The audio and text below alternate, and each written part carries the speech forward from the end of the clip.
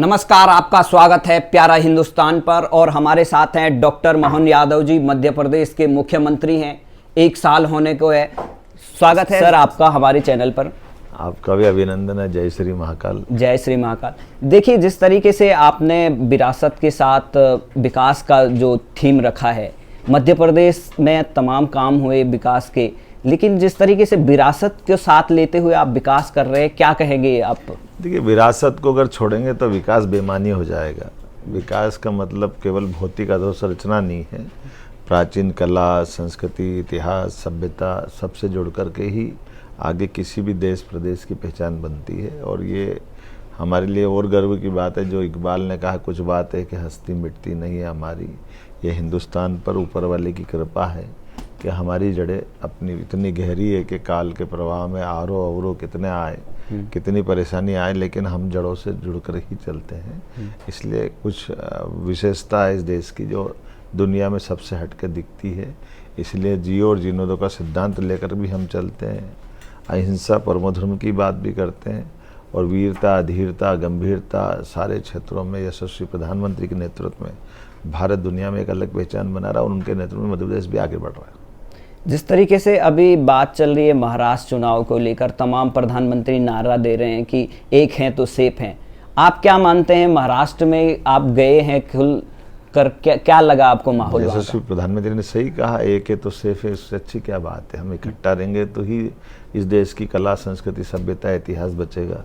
काल के प्रवाह में जब भी इसमें फूट पड़ी तो नुकसान हुआ है।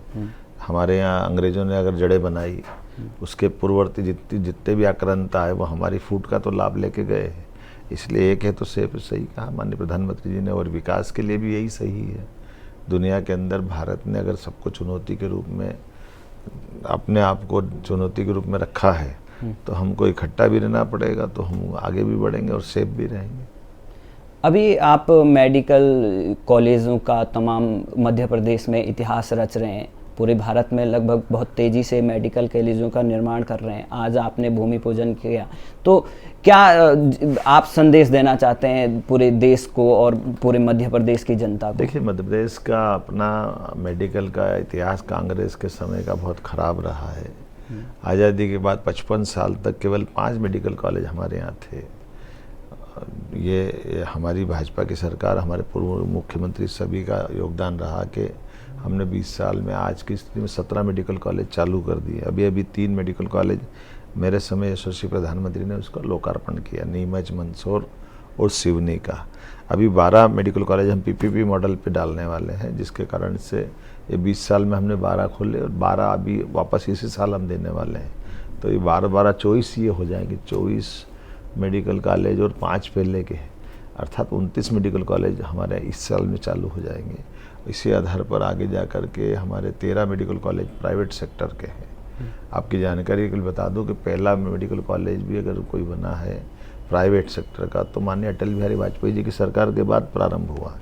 उसके पहले मध्य प्रदेश में कोई प्राइवेट मेडिकल कॉलेज ही नहीं थे। तो कुल मिलाकर मेडिकल कॉलेज का सवाल नहीं, सवाल आधुनिक तरीके से बढ़ते समाज में हमारे मेडिकल कॉलेज की तो अनिवार्यता है, वो होना ही चाहिए ना। तो मुझे मध्य प्रदेश चिकित्सा का सेवा का हब बने, इसलिए केवल एलोपैथिक नहीं, आयुर्वेदिक भी, होम्योपैथिक भी, आयुष की सभी प्रकार की विधाओं को आगे बढ़ाते हुए हमने अपने मध्य प्रदेश के अंदर अपनी आज की स्थिति में लगभग सब मिला लें, प्राइवेट और सरकारी जो काम चल रहे हैं सबके, तो लगभग 55 जिले सरकारी स्तर पर और 50 के आसपास हमारे मेडिकल कॉलेज एलोपैथिक के हो रहे हैं। 55 मेडिकल कॉलेज प्राइवेट गवर्नमेंट मिलाकर के आयुर्वेदिक के हो रहे हैं। अर्थात हर जिले में एक मेडिकल कॉलेज हम इस स्थिति में आगे बढ़ रहे हैं। तो कुल मिलाकर चिकित्सा के लिए मध्य प्रदेश में भी सर्वसुलभता हो और यहाँ से निकलने वाले चिकित्सा क्षेत्र में काम करने वाले लोग देश में और दुनिया में सेवा करें, इसलिए मेडिकल टूरिज्म के सेक्टर में भी हम लोग काम कर रहे हैं। और केवल मेडिकल नहीं, सब क्षेत्रों में समान रूप से हम काम कर रहे हैं। अभी जो मध्य प्रदेश में तमाम इंडस्ट्री के लिए आप क्या काम कर रहे हैं कि जिस तरीके से मध्य प्रदेश में रीजनल इंडस्ट्री कॉन्क्लेव हम लगातार कर रहे हैं। रीजनल इंडस्ट्री कॉन्क्लेव अर्थात संभाग में हमारी एक केंद्र पर जब मीटिंग करते हैं, निवेशकों को बुलाते हैं, तो उस संभाग में जो संभावना है उसमें उद्योग धंधे रोजगार के लिए अवसर मिले, इस पर हम काम कर रहे हैं। मुझे संतोष है इस बात का कि लगभग 2.5 लाख करोड़ से ज़्यादा के इन्वेस्टमेंट के प्रस्ताव भी आ गए हैं और लगभग 2 लाख से ऊपर लोगों को रोजगार के अवसर भी इसमें मिलने वाले हैं। मैं संतोष के साथ कह सकता हूँ कि जिस प्रकार से वर्तमान का समय चल रहा है, हम अपने सभी क्षेत्रों में समान रूप से आगे बढ़ रहे हैं। तो बहुत बहुत धन्यवाद। बहुत धन्यवाद।